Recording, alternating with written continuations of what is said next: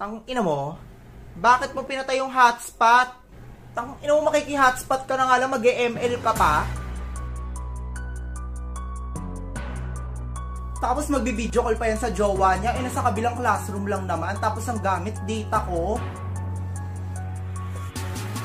Balik mo yung hotspot. Ima-my-day ko lang yung win streak ko. Binuhat ka na nga lang, ima-my-day mo pa. Pa-expired na yung load niya, ayaw pa niya pag-gamit. Paano niya pa nalamang pa-expired na yung load niya? 5 days lang naman yung 90 pesos na promo, diba? 5 days na ako nakakonect sa kanya, kaya alam ko. Ina mo, pag uwi ko, iba-block talaga kita. Ay, kahit ngayon mo na ako i-block. Wala nga akong load, paano kita mabablock, bobo? Anong masasabi mo sa away nilang dalawa? Actually po, hindi ko po sila magets. Bakit po sila nagdi-data? Hindi ba sila napasahan sa GC namin ng password ng wifi ng faculty? Panakaw kasi namin ginagamit yun eh.